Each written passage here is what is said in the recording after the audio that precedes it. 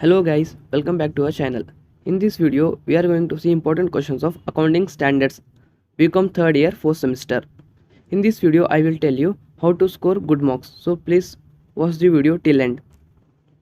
This is the question paper pattern of part A. In part A, you will get questions from 1 to 8, including problematic also. Uh, you have to just write 5 questions.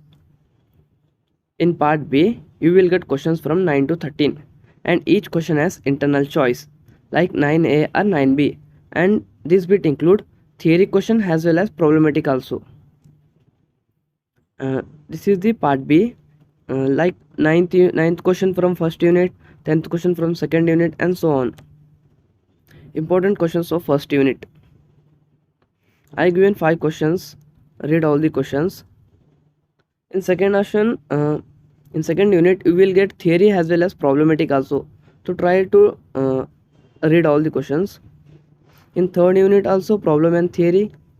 In fourth unit, question answers. In fifth unit, completely question answers. Important note PDF I given in the description. So try to click and see the important questions. Thank you for watching.